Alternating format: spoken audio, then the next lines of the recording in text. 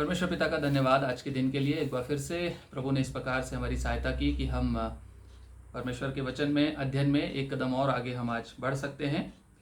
पिता का धन्यवाद करते हैं प्रियो कि प्रकाशित वाक्य जैसी किताब को समझने के लिए और उसकी व्याख्या करने के लिए परमेश्वर ने अनुग्रह दिया, यहाँ तक संभाला। और पिछले दिनों हम लोगों ने 6 अध्याय प्रकाशित वाक्य के अध्ययन कर लिए हैं और यदि मैं गलत नहीं हूँ तो 19 लेसन्स हम लोगों ने कंप्लीट कर लिए हैं और आज हम 20वें लेसन में जा रहे हैं। प्रियो, ये जो 20वां लेसन है ये बहुत इंपॉर्टेंट है। 7वां अध्याय यहाँ पर शुरू होता है और इस 7वें अध्याय में एक नई बात शुरू होती है और इस अध्याय में परमेश्वर पिता हमें काफ़ी कुछ सिखाना चाहते हैं। इस अध्याय के प्रकाशन में वास्तव में ये अध्याय उन लोगों को ज़्यादा बेहतर तरीके से समझ में आता है जो पुराने नियम की भविष्यवाणियों को भी थोड़ा बहुत याद रखते हैं या उसको समझने का प्रयास करते हैं। हालांकि अभी तक जो अध्याय हमने पढ़े हैं उनमें भी पुराने नियम की भविष्यवाणियों का कई जगह जिक्र आया है, लेकिन इस अध्याय में कुछ खास बातें हैं प्रियो जिसको हमको समझना बहुत ज़रूरी है। और ये जो पोर्शन आज हम पढ़ेंगे परमेश्वर पिता के अनुग्रह से, वो पहला वचन से लेके और 8वें वचन तक है। पहले वचन से लेके 8वें वचन तक प्रकाशित वाक्य की किताब का 7वां अध्याय है और इसके जो 8 वचन हैं, ये 8 वचन को समझने के लिए और इसका पर्पस, यहाँ पर इसका जिक्र क्यों हुआ और क्या इसकी वजह है और क्या बात यहाँ पर कही गई है, इसको समझने के लिए परमेश्वर पिता के वचन से, बाइबल से हमको पीछे के अध्यायों में पीछे की किताबों में, पुराने नियम की भविष्यताओं की किताबों को पढ़ना होगा। और इसका पूरा अध्ययन 4 भागों में हो सकता है। जो परमेश्वर हमें बताता है, जो रिवील करना चाहता है, यदि उसको हम एज अ लेमैन समझने की कोशिश करें, यदि हम ये कोशिश करें कि हम इस पोर्शन को हम कुछ नहीं जानते, हम बिना किसी बायस के, बिना किसी पूर्वाग्रह के यदि हम इस अध्ययन को करने के लिए बैठें, तो हमें 4 पोर्शंस, 4 पार्ट में इसको समझना होगा, जिसके 2 पार्ट एक साथ और फिर 2 पार्ट एक साथ इसका अध्ययन हमको करना है। यदि हम आज पहले पार्ट को इसके मिस करेंगे तो फिर चौथे पार्ट तक हमको समझ में नहीं आएगा। सो इसलिए कोशिश करिएगा कि ये पोर्शन जो हम कंप्लीट कर रहे हैं, चारों पोर्शन आपको समझ में आ जाएं। सो प्रियो, 7वां अध्याय जो है इस प्रकार से शुरू होता है। इसके बाद मैंने पृथ्वी के चारों कोनों पर 4 स्वर्गदूत खड़े देखे। वे पृथ्वी की चारों हवाओं को थामे हुए थे ताकि पृथ्वी या समुद्र या किसी पेड़ पर हवा ना चले। फिर मैंने एक और स्वर्गदूत को जीवते परमेश्वर की मुहर लिए हुए पूरब से ऊपर की ओर आते देखा। उसने उन 4 स्वर्गदूतों से, जिन्हें पृथ्वी और समुद्र की हानि करने का अधिकार दिया गया था, ऊंचे शब्द से पुकार के कहा, जब तक हम अपने परमेश्वर के दासों के माथे पर मोहर ना लगा दें, तब तक पृथ्वी और समुद्र और पेड़ों को हानि ना पहुंचाना। जिन पर मोहर दी गई उनमें मैंने उनकी गिनती सुनी, अर्थात इजराइल की संतानों के सब गोत्रों में से 1,44,000 पर मोहर दी गई।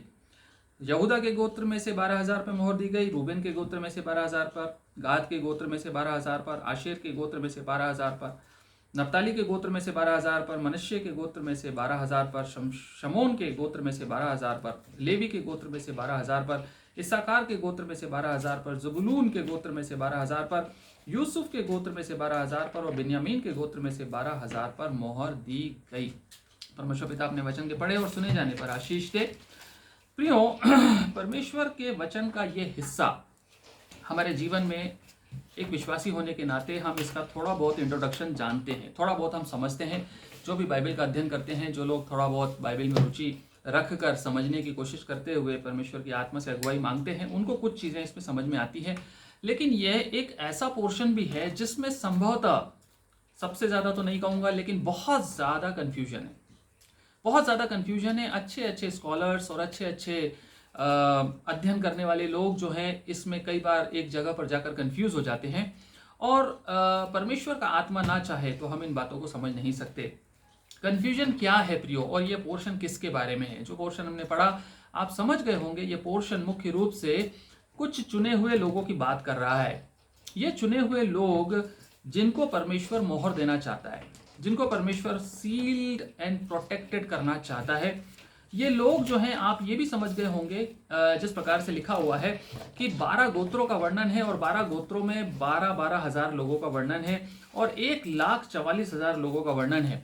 सो ये जो लोग हैं इनके बारे में लिखा हुआ है, चौथे वचन में लिखा है कि इज़राइल की संतानों के सब गोत्रों में। इसका मतलब है डेफिनेटली ये बात क्लियर है यहां तक कि ये इज़राइल की बात हो रही है। प्रियो, इज़राइल को लेके बहुत ज़्यादा कन्फ्यूजन्स हैं मसीही समाज में, और जो अल्प विश्वासी हैं उनकी तो हम बात ही नहीं करते, परंतु विश्वासियों के बीच में इज़राइल को लेकर बहुत सारे कन्फ्यूजन्स हैं। इज़राइल वास्तव में है क्या? इज़राइल की पृष्ठभूमि को हम थोड़ा सा समझने की कोशिश करेंगे। इज़राइल है क्या, और इज़राइल के विषय में परमेश्वर ने क्या वादा किया, इज़राइल को क्या ब्लेसिंग्स दी गई। और इज़राइल के बारे में कन्फ्यूजन ये है कि इज़राइल जो है सबसे सेफ जगह है, परमेश्वर का स्पेशल फेवर उसके ऊपर है, वहाँ के जो लोग हैं वो पवित्र हैं, कुछ ऐसा भी समझते हैं। वहाँ के लोग जो हैं वो बचाए हुए हैं, वहाँ के लोग चुने हुए हैं। इज़राइल जो है एक शक्तिशाली राष्ट्र है और इज़राइल को कोई डिफीट नहीं कर सकता। इज़राइल के अगेंस्ट जो भी खड़ा होगा वो मारा जाएगा परमेश्वर की ओर से, उसको दंड है, उसके ऊपर श्राप होंगे, और इसी प्रकार की और नाना प्रकार की बातें हैं। ठीक इसी प्रकार से जो संख्या यहाँ पर आती है 1,44,000, इसमें भी बहुत कंफ्यूजन है। इसके बारे में भी बहुत सारी बातें कही जाती हैं कि ये 1,44,000 कौन है, और 1,44,000 का नंबर ये कैसे आया, और ये नंबर का मतलब क्या है। क्या 1,44,000 ही केवल बचाए जाएंगे अंत के दिनों में? कुछ, जहां तक मेरा नॉलेज है, कुछ डिनोमिनेशंस भी इसी पंथ इसी थीम पे चल रहे हैं मसीही समाज में। कुछ डिनोमिनेशन ये क्लेम करते हैं कि हम लोग वो 1,44,000 लोग हैं, हम लोगों को परमेश्वर ने अलग करके रखा है, और वो अपना जीवन शैली भी अलग प्रकार की रखते हैं, उनका पहनावा ओढ़ावा भी अलग प्रकार का हो जाता है, वो शादियां नहीं करते हैं, और कई प्रकार के प्रयास करते हैं ये बताने का, ये साबित करने का कि ये 1,44,000 लोग हम हैं जिनको स्पेशल रूप से परमेश्वर चुनता है, और परमेश्वर हमें अपने साथ स्वर्ग राज्य में ले जाएगा, हमें चुनेगा, और हम पर कोई भी हानि नहीं होगी। इन बातों का ये सब एक भूमिका मैं आपको बता रहा हूं। इस तरह के कंफ्यूजन है, हमारे मन में भी इस प्रकार के कंफ्यूजन आ सकते हैं। इन 4 पोर्शंस में हम आज परमेश्वर के अनुग्रह से इस बात को पूरी तरह से समझ लेंगे। परमेश्वर की आत्मा हमारी सहायता करे।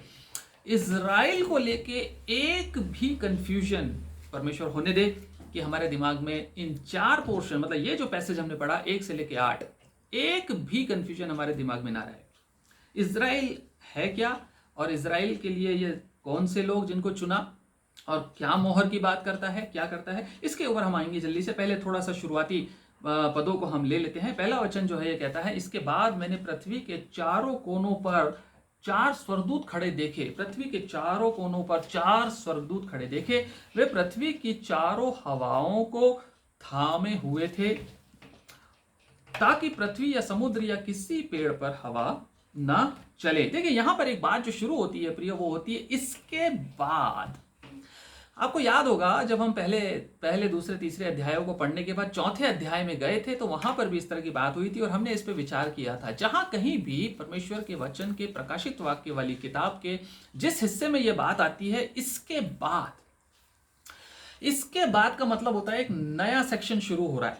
हमने देखा था कि पहले 3 अध्यायों में कुछ बात कही गई, उसके बाद चौथा अध्याय जैसे शुरू हुआ, कलीसियाओं से एड्रेस करते हुए हटकर एक दूसरी बात शुरू हुई। यूहन्ना को कुछ नया दिखाया जा रहा था। इसके बाद आफ्टर दीज थिंग्स इंग्लिश में कहता है, और आफ्टर दिस भी कहता है कुछ वर्जन्स में। परमेश्वर यहाँ पर कुछ नई चीज सिखाना चाह रहा है, कुछ नई बात दिखाना चाह रहा है यूहन्ना को, और यूहन्ना के द्वारा हम लोगों को एक नया फेज रादर देन फेज शुरू हो रहा है यहाँ पर। और यदि आप इसी अध्याय के 9वें वचन में देखिए, तो 9वें वचन में भी यही आता है, इसके बाद। देखिए 7वें अध्याय के 9वें वचन में फिर बोलता है इसके बाद, मतलब एक और नई इवेंट। 1 से 8 जो है एक इवेंट की बात करता है जिसको हमें समझना जरूरी है, और 9वें वचन से एक दूसरी इवेंट की बात करता है। तो अलग अलग बातें बता रहा है, इसलिए कहता है इसके बाद मैंने ये देखा, मतलब ये देख रहा था, इसके बाद मैंने फिर ये देखा। परमेश्वर उसको बता रहा है कि ये इवेंट ये बता रहा हूं मैं तेरे को, ये सेपरेट है, ये इवेंट जो बता रहा हूं ये सेपरेट है। इसके बाद इसके बाद से शुरू होता है। और यदि आप 7वें अध्याय के आगे हम पढ़ेंगे 9 से लेकर 17, जो आखिरी जो पोर्शन, सेकंड पोर्शन है 7वें अध्याय का, वो बताता है रैप्चर के बारे में। वो बताता है कलीसिया के उठा लिए जाने के बाद का वर्णन। कलीसिया जब उठा ली जाएगी उसके बाद क्या होगा, ये 9 से 17 बताता है। और हमने 6वें अध्याय को अंतिम पोर्शन को पढ़ते हुए इस बात का जिक्र किया था, जब 6वीं मोहर खोली गई तो उस मोहर के खोलते ही एक भयानक प्रकोप का दिन परमेश्वर का जाहिर हुआ। और उस प्रकोप के दिन से पहले, मैंने आपको पहले ही बता दिया था 6वें अध्याय के दौरान, हालांकि वहां लिखा नहीं है, लेकिन मैंने आपको बताया था कि क्लेश काल के बाद, ट्रिब्यूलेशन खत्म होने के बाद रैप्चर है, जिसको कि 6वें अध्याय में ही हमको समझना पड़ेगा। उसके बाद प्रकोप का दिन है। परंतु इस रैप्चर का डिटेल डिस्क्रिप्शन 7वें अध्याय के 9वें वचन से आगे दिया हुआ, 9 से 17 के बीच में। सो यहां पर प्रियो हम ये देखते हैं कि जो रैप्चर होने वाला है उसको आपको बता चुका हूं मैं। रैप्चर किसके लिए है? रैप्चर कलीसिया के लिए है। और कलीसिया क्या है? कलीसिया जो है वो इजराइल नहीं है अकेला, केवल इजराइल नहीं है, कलीसिया में यहूदी भी शामिल हैं और गैर यहूदी भी शामिल हैं। सो जो रैप्चर होने वाला है वो यहूदियों का भी होगा और गैर यहूदियों, अन्य जातियों का, जो मसीह के पीछे चलते हैं, जो विश्वास योग्यता में यीशु मसीह के समान जीवन बिताते हैं, उसके स्वभाव में ढलते हैं, उसकी आज्ञाओं का पालन करते हैं, उस पर विश्वास और ईमान लेकर आते हैं, उसकी लहू की सामर्थ से साफ किए गए वे विश्वासी लोग कलीसिया हैं, उनका रैप्चर है। सो जो रैप्चर है यानी कलीसिया का उठाया जाना है, वो यहूदी और गैर यहूदी दोनों के लिए है, जो कि 9वें वचन से आगे आता है। ओके, सो ये कलीसिया का उठाया जाना परमेश्वर के प्रकोप को उंडेले जाने से पहले है। परमेश्वर के भयानक दिन का प्रकोप, जो प्रकोप का भयानक दिन है, वो जब डाला जाएगा पृथ्वी पे, उससे पहले कलीसिया उठाई जाएगी। उस कलीसिया के उठाए जाने में कुछ यहूदी भी हो सकते हैं और गैर यहूदी, दूसरी जातियों के लोग, दूसरे नेशंस के, दूसरे कुल और भाषा के लोग भी हो सकते हैं। सो 9 से 17 जो है हम आगे पढ़ेंगे प्रियो, क्योंकि वहां पर लिखा हुआ है कि वो मेमने के सामने खड़े हुए दिखे और इस प्रकार की बातें दिखाई देती हैं वहां पे 9वें वचन के आगे, कि मेमने के सिंहासन के सामने दिखाई दी। और वहां यदि आप थोड़ा सा देखें 9वें वचन को, तो वहां लिखा हुआ है हर एक जाति और कुल और लोग और भाषा में से एक बड़ी भीड़। हर एक कुल, जाति, भाषा में से एक बड़ी भीड़, इसका मतलब है इजराइल के अलावा भी लोग इसमें शामिल हैं रैप्चर में। लेकिन 1 से 8 जो पोर्शन है वो पोर्शन इजराइल की बात करता है, वहां पर गैर यहूदियों के बारे में कोई बात नहीं है। सो ये 8 वचन हमको इजराइल के बारे में बताते हैं और 9वें वचन से आगे हमको रैप्चर यानी कि सारे कुल, भाषा, जाति और लोगों के बारे में बताता है 9वें वचन से 17वें वचन तक। और वो इस प्रकार से सामने खड़े होंगे रैप्चर के समय, वो इस प्रकार से उठाए जाएंगे और मसीह को वेलकम करेंगे बादलों पर, जैसे कि एक दुल्हन अपने दुल्हे को लेने के लिए बाहर आती है। जैसे एक दुल्हन घर से निकलती है, जब बारात आती है और जब बैंड बाजा बजता है, धूम मचती है, तो दुल्हन आए बाएं दाएं बाएं से, खिड़की से, दरवाजे से, कहीं ना कहीं से उसको देख लेती है और देखकर उसको वेलकम करने के लिए खड़ी होती है। और चर्च में भी दुल्हन जाती है अपने दूल्हे के पास। सो इसी प्रकार से ये रैप्चर होगा, जिसमें सारी जाति, कुल, भाषा और हर प्रकार के, हर जाति के, हर राष्ट्र के लोग उसमें शामिल होंगे। अब हम आते हैं पहले से 8वें वचन में। सो इसके बाद क्या देखा उसने? इजराइल के ये 8 वचन बताते हैं कि इजराइल के कुछ चुने हुए लोग रैप्चर के बाद, इजराइल के कुछ चुने हुए लोग कलीसिया के उठा लिए जाने के बाद, परमेश्वर के प्रकोप को डाले जाने से पहले, लगभग प्रकोप डाले जाने पर है, उसके पहले यह पोर्शन हमें बताता है कि एक दूत खड़ा हुआ। 4 दूत खड़े थे 4 कोनों पर, पृथ्वी के चारों दिशाओं में। एक दूत खड़ा हुआ और उसने रोका कि प्रकोप अभी मत डालना, क्योंकि परमेश्वर चाहता है कि यह प्रकोप के डाले जाने से पहले मैं कुछ चुने हुए लोगों के माथे पर, मतलब कुछ चुने हुए लोगों, दासों के माथे पर मोहर लगा दूं पहले, है ना। तीसरा वचन कहता है जब तक हम लोग, वो कहता है 5 लोग मिलकर, 4 स्वर्गदूत 4 कोनों में और एक स्वर्गदूत और आ गया और पूरब से खड़ा हुआ बोलता है ना, बोलता है जीवते परमेश्वर की मोहर लेकर हाथ में खड़ा है, पूरब से ऊपर की ओर आते हुए देखा। और वो स्वर्गदूत कमांड कर रहा है, वो स्वर्गदूत 4 स्वर्गदूतों को बता रहा है कि रुक जाओ, अभी तुमको प्रकोप उंडेलने के लिए भेजा गया है, लेकिन रुक जाओ, तब तक मत उंडेलना जब तक ये स्टैंपिंग, ये सीलिंग ना हो जाए। जब तक ये स्पेशल प्रोटेक्शन जिसके लिए हमें कहा गया है उस काम को हम ना कर लें। सो ये स्वर्गदूत प्रकोप डालने से पहले मोहर देंगे कुछ चुने हुए लोगों पर, और इन चुने हुए लोगों के बारे में बाइबल यहां बताती है इन 8 वचनों में कि ये चुने हुए लोग इजराइल से होंगे। इजराइल से होंगे यानी कि इजराइल के वंश से, यानी कि अब्राहम, इसहाक और याकूब का जो वंश है, लिटरल वंश जो है, वो वंश जो है उसके कुछ चुने हुए लोग, कहता है 1,44,000 और 12 गोत्र और 12,000 हर गोत्र में से कहता है चुने हुए होंगे। लेकिन ये 12,000 और 1,44,000 जो है ये लिटरल नंबर नहीं है, ये एक सांकेतिक नंबर है जिसका कोई मल्टीपल हो सकता है, कुछ और भी हो सकता है। इस नंबर पे हम ना उलझें, नहीं तो हम न्यूमरोलॉजी में चले जाएंगे। लेकिन एक कम लोग होंगे, ये कंफर्म है, जो चुने हुए होंगे इजराइल के अंदर से, जिनको परमेश्वर प्रोटेक्शन देगा। इसका मतलब क्या हुआ? इसका मतलब ये हुआ प्रियो कि ये चुने हुए लोग रैप्चर में उठाए नहीं गए। आप समझ रहे हैं ना? ये चुने हुए लोग जो इजराइल के लोग थे, ये रैप्चर में नहीं उठाए गए, जमीन पर रह गए, और रैप्चर के बाद इनको स्पेशल प्रोटेक्शन मिल रहा है। मतलब परमेश्वर का प्रकोप जब पृथ्वी के ऊपर उंडेला जाएगा तो ये 1,44,000 जो नंबर दिखा रहा है, ये चुने हुए godly remnants of Israel will be there on the earth when the wrath of God is poured out on the earth. जब परमेश्वर का प्रकोप उंडेला जाएगा उस समय ये लोग पृथ्वी पे ही होंगे, लेकिन परमेश्वर के भयानक प्रकोप के होते हुए भी ये लोग उस प्रकोप में से सुरक्षित निकल जाएंगे। Praise the Lord. हमारा परमेश्वर दयालु परमेश्वर है प्रियो। उसने बहुत मौके दिए, बहुत कुछ कहा, बहुत कुछ बोला, लेकिन उसके बाद भी कई लोग विश्वास नहीं लाएंगे। और इजराइल की बात यहां पर कहता है परमेश्वर का वचन कि इजराइल जो परमेश्वर का चुना हुआ वंश है, परमेश्वर के अति प्राचीन वाचा को परमेश्वर भूलता नहीं, उसको याद रखता है। और ये लोग जिनको मोहर दे के सुरक्षा दी जा रही है, ये लोग हैं तो यहूदी, लेकिन ये विश्वास योग्य लोग हैं। इन्होंने यीशु मसीह को अपना उद्धारकर्ता ग्रहण नहीं किया, यीशु मसीह को इन पर ये ईमान लेकर नहीं आए, परंतु इनका जीवन परमेश्वर यहोवा की भक्ति में, दीनता में, आज्ञाकारिता में बीता है। आप समझिएगा, यीशु मसीह पर यह ईमान तब लाएंगे जब यीशु मसीह दिख जाएगा सामने। और वचन कहता है कि हरेक जीभ मानेगी और हरेक घुटना झुकेगा। इसका मतलब है ये लोग भी उसमें शामिल होंगे। ये लोग जो चुने हुए यहूदी इजराइल की संतान, यानी याकूब की, अब्राहम, इसहाक और याकूब का वंश, जो चुना हुआ वंश है, ये भी उस समय देखकर चिल्लाएगा, चीखेगा, घुटने पर आ जाएगा। लेकिन यीशु मसीह को जब ये फिजिकली देख लेंगे अपनी आंखों से उतरते हुए, तब ये ईमान लाएंगे। तब तक इनके रैप्चर होने की क्वालिफिकेशन पूरी नहीं होती।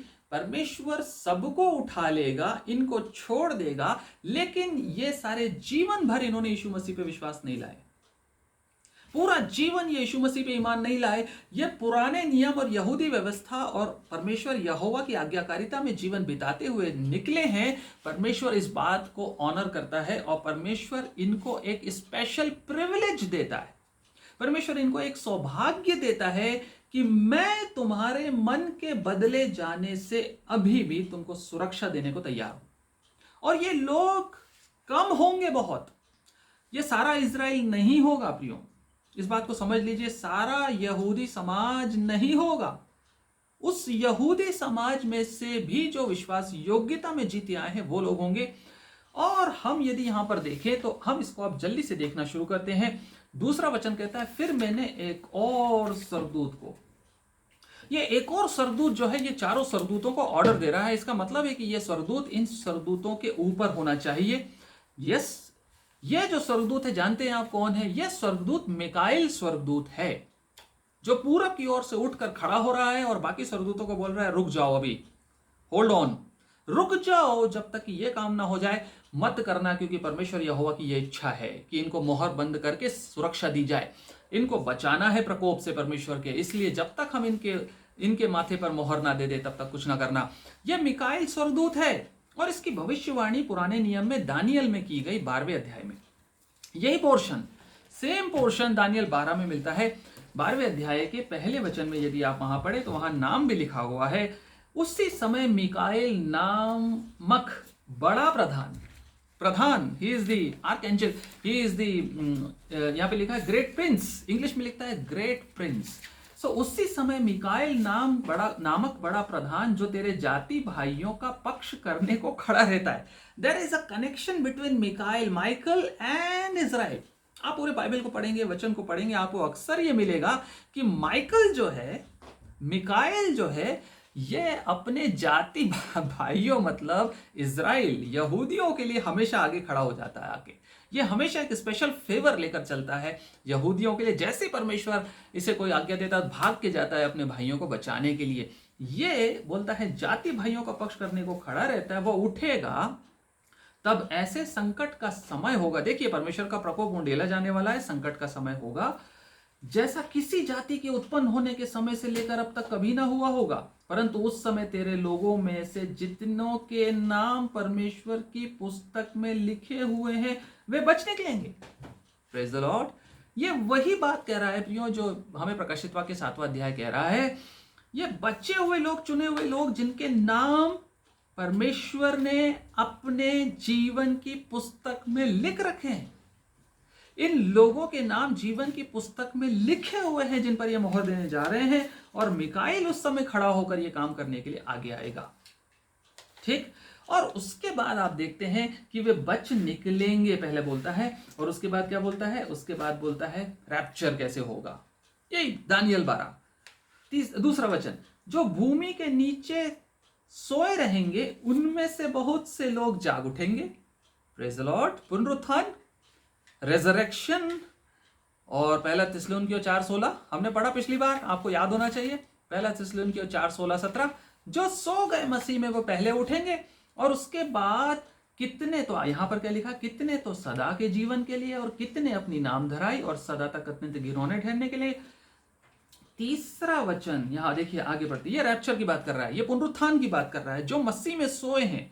लेकिन इसके पहले क्या कहता है, मिकाइल खड़ा होगा, अपने जाति भाइयों को मोहर देगा, सील करेगा, प्रोटेक्शन देगा परमेश्वर की ओर से जो उसको दिया गया, और उसके बाद परमेश्वर का प्रकोप उंडेला जाएगा। ऐसा भयानक दिन जो पृथ्वी के रचे जाने से लेकर कभी नहीं आया, वो दिन आएगा।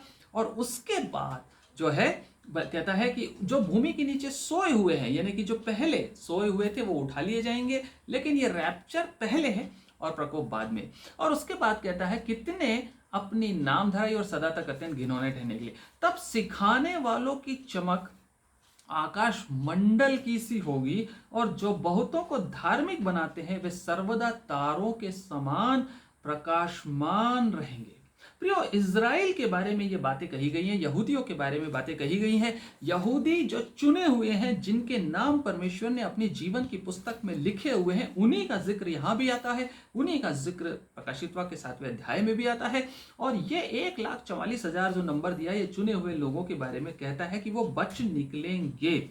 हम में से कई लोग इस कंफ्यूजन में रहते हैं प्रियो कि इज़राइल जो है वो रिजेक्टेड नेशन है। इज़राइल ने, परमेश्वर ने इज़राइल को चुना, और इज़राइल को चुनने के बाद जब उनको परमेश्वर ने वाचा का वारिस बनाया और उसके बाद उसको आशीषें भी दी, परंतु वो लोग अनाज्ञाकारी हो गए। उन लोगों ने कई बार बहुत गड़बड़ियां की और बहुत कुछ ऐसा किया जिसकी वजह से परमेश्वर नाराज हो गया, और नाराज होने के कारण परमेश्वर ने उनको टोटली रिजेक्ट कर दिया।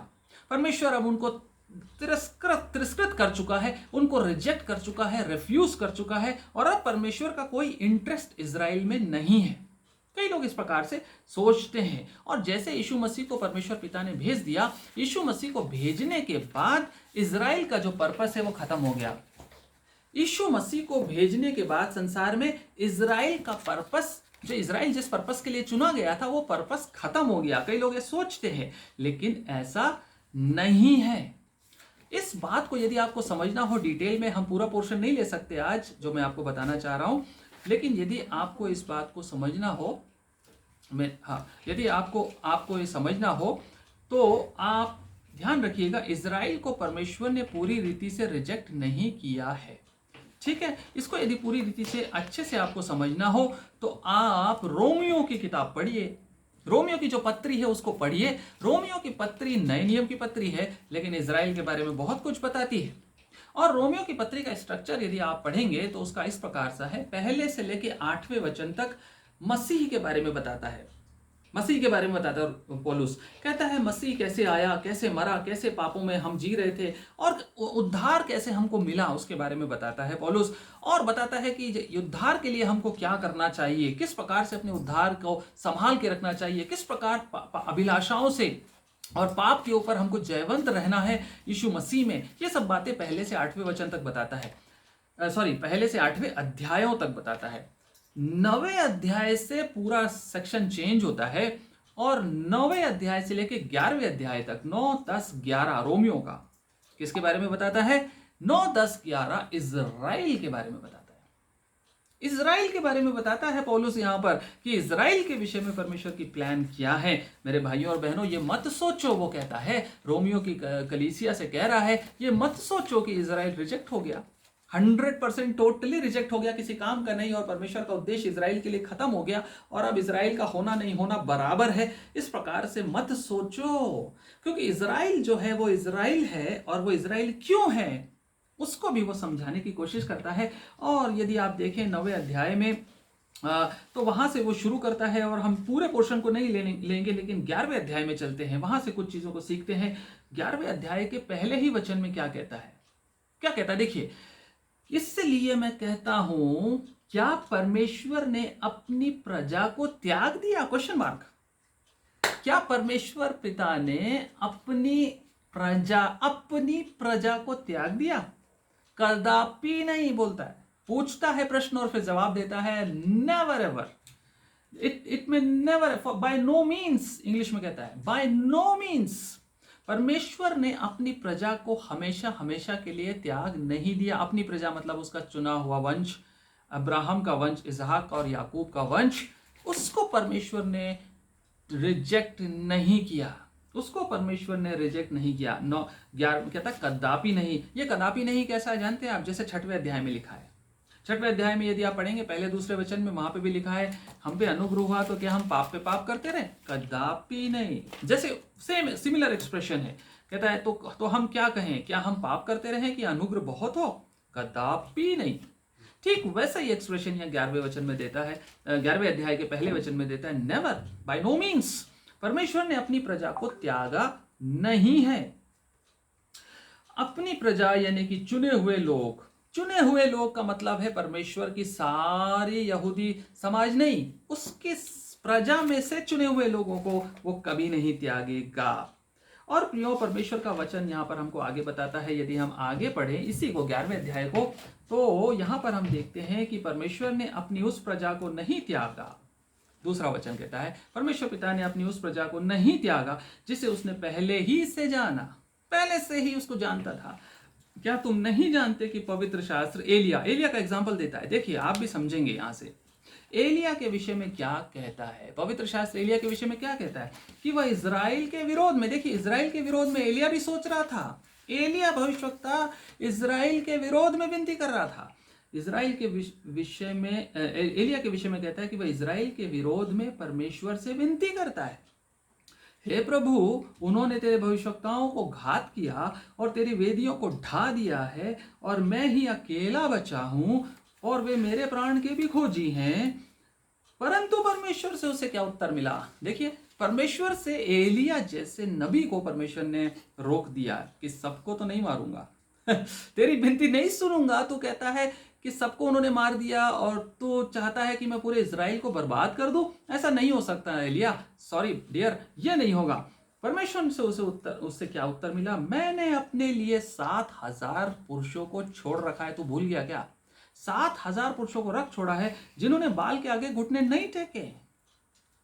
ठीक इसी रीति से देखिए, इस एलिया का उदाहरण देने के बाद क्या बता रहा है? एलिया का उदाहरण देने के बाद बोल रहा है कि जैसे परमेश्वर ने अहाब और इजबेल के उस भयानक क्लेश काल में, भयानक संकट के दिनों में भी 7,000 लोगों को बचा रखा था कि नहीं? एलिया 7,000 लोग बचे हैं कि नहीं, क्या मैं उनको भी मार डालूं? नो, मैं उनको नहीं मारूंगा, क्योंकि उन्होंने विश्वास योग्यता से मेरी आराधना की है, उन्होंने बाल के सामने घुटने नहीं टेके। So how can I do this, मैं कैसे तेरी विनती सुन लूं एलिया? ठीक वैसा ही पौलुस उसको क्लियर करता है आगे। पौलुस कहता है ठीक इसी रीति से, 5वां वचन, ठीक इसी रीति से इस समय भी, इस समय का मतलब है अंत के समय भी, अंत के दिनों में भी, कलीसिया के काल में भी अनुग्रह से चुने हुए कुछ लोग बाकी हैं। हेलो, अनुग्रह से चुने हुए कुछ लोग बाकी हैं जिनको परमेश्वर बचाना चाहता है। इस समय भी अनुग्रह से चुने हुए कुछ लोग बाकी हैं। यदि यह अनुग्रह से हुआ है तो फिर कर्मों से नहीं, नहीं तो अनुग्रह फिर अनुग्रह नहीं रहता, नहीं तो फिर अनुग्रह अनुग्रह नहीं रहता। आप समझ रहे हैं? बात समझिएगा थोड़ा सा डिटेल में, ये बातों को समझिएगा, भूलिएगा मत इनको।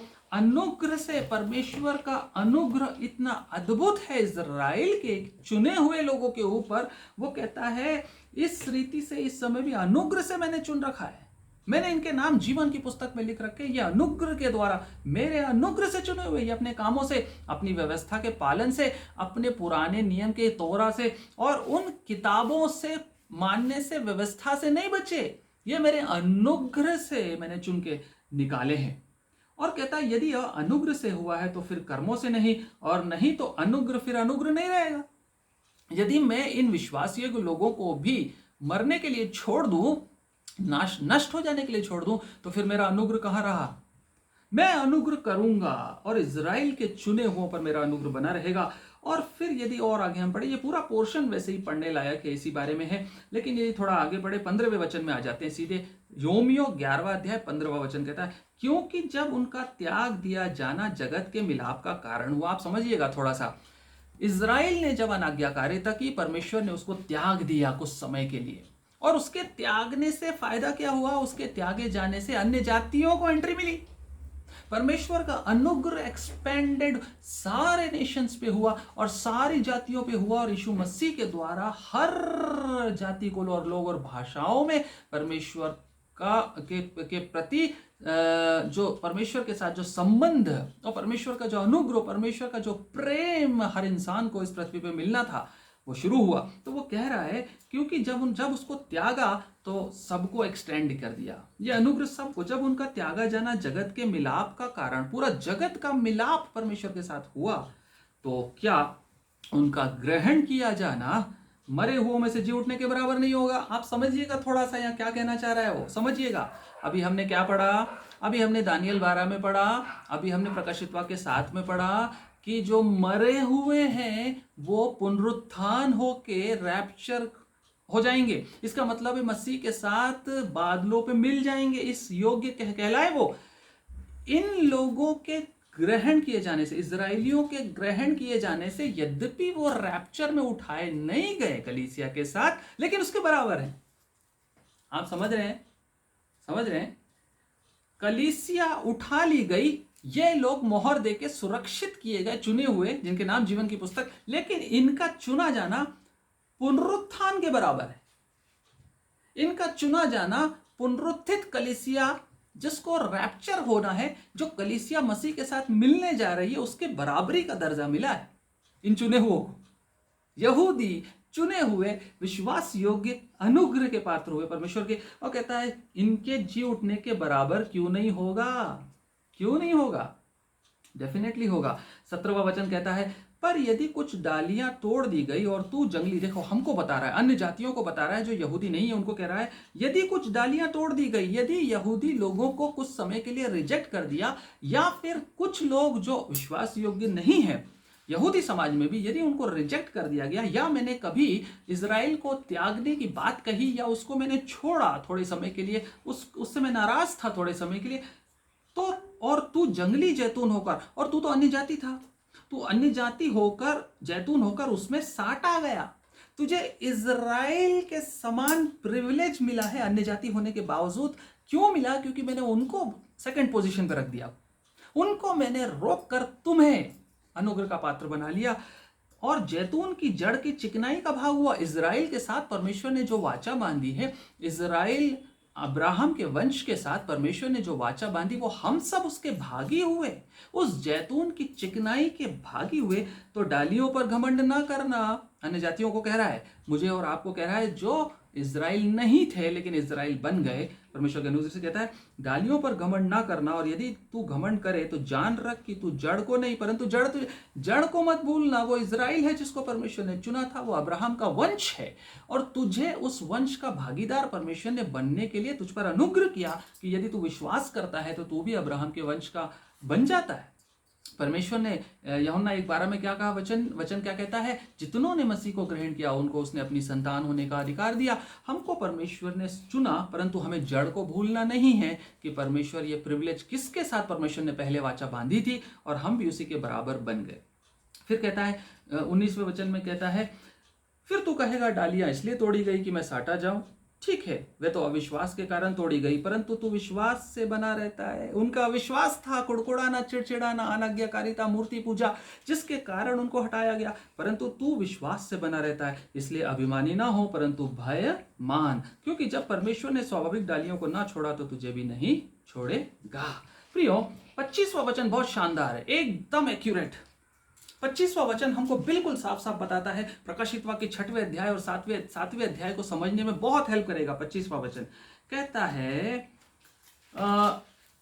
हे भाइयों, कहीं ऐसा ना हो कि तुम अपने आप को बुद्धिमान समझ लो, इसलिए मैं नहीं चाहता कि तुम इस भेद से अनजान रहो। ये भेद है जो हमको समझना जरूरी है। मैं और आप अन्य जाति वंशों में से परमेश्वर की प्रजा बने हैं। इज़राइल के यहूदी समाज या अब्राहम के वंश नहीं थे, लिटरल फिजिकल वंश नहीं थे, पर परमेश्वर का अनुग्रह मिला। इसलिए इस भेद से अनजान मत रहिए। जब तक अन्य जातियां पूरी रीति से प्रवेश ना कर ले, जब तक कलीसिया उठा ना ली जाए, तब तक इज़राइल का एक भाग ऐसा ही कठोर रहेगा। अरे आप समझिए, इज़राइल का ये भाग, ये चुने हुए लोग कठोर हैं, यीशु मसीह पे ईमान नहीं ला रहे। और ये जातियां, अन्य जातियां ईमान ले आई, अन्य जातियां बचा ली गई और कलीसिया के रूप में यीशु मसीह के साथ मिलने के लिए उठा ली गई। लेकिन ये इज़राइली जमीन पे रह गए, क्योंकि इनका एक भाग, परमेश्वर का वचन कहता है, ये कठोर ही रहेगा, बना रहेगा, और इनकी कठोरता तब्दील होगी बाद में। इनकी कठोरता ईमान में तब्दील होगी जो यीशु मसीह पे ये लाएंगे।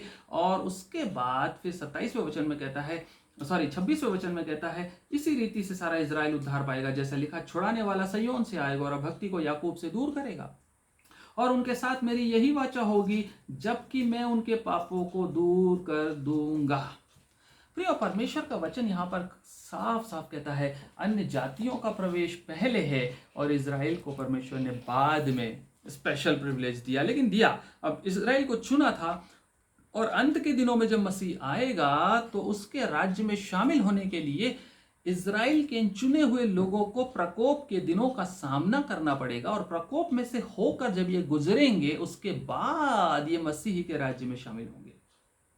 प्रियो, ये बदलेंगे, लेकिन जब मसीह को देखेंगे तब बदलेंगे। 29वां वचन सब बातों को कंक्लूड कर देता है। 11:29 रोमियो 11:29 कंक्लूड करता है सब बातों को।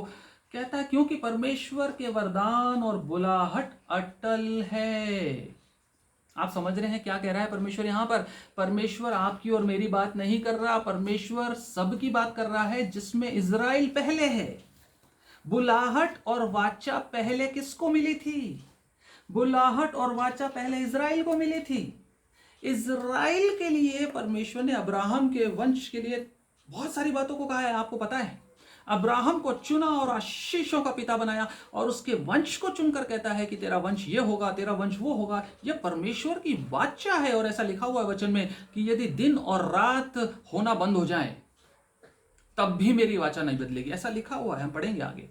परमेश्वर का वचन कहता है कि उनकी बुलाहट और मेरी वाचा अटल है। 29वां वचन, for the gifts and the calling of God are irrevocable. बदलता नहीं, परमेश्वर अपने वचन से, अपनी वाचा से हट नहीं सकता, नहीं हट सकता। इसलिए परमेश्वर कहता है कि उनको तो मैं एक मौका दूंगा, और उनका ईमान लाएंगे वो, लेकिन मेरे प्रकोप का सामना भी करेंगे, और बचाए भी जाएंगे, और बचा के निकलेंगे, और ये मेरी संतान कहलाएंगे, और मेरे साथ ये लोग मेरे राज्य में शामिल होंगे।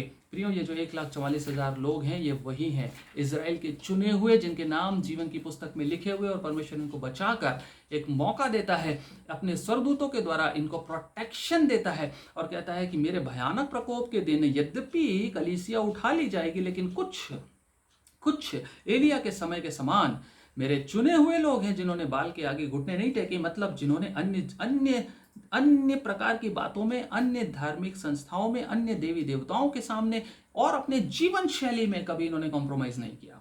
ये विश्वासियों की दास हैं, मसीह पे विश्वास भी ले आए, लेकिन इनको मैं बचा कर रखूंगा और मेरे राज्य में शामिल करूंगा। सो प्रियो, ये पोर्शन परमेश्वर की कृपा से हमें समझ में आया। ये पहला पोर्शन था इजराइल के विषय में, जिसको हमने समझा, और होने दीजिए कि परमेश्वर इस बात में हमें और आगे बढ़ाए। आने वाले पार्ट्स में हम इन बातों को और डिटेल में समझेंगे, इजराइल के साथ क्या हुआ, इजराइल क्या था, कैसे बना, इन सब बातों को हम समझेंगे थोड़ा सा। सो परमेश्वर अपने इन वचनों पे यहाँ तक जो हमने समझा है आशीष दे, और इसको हमारे दिलों में प्रिजर्व करके रखे।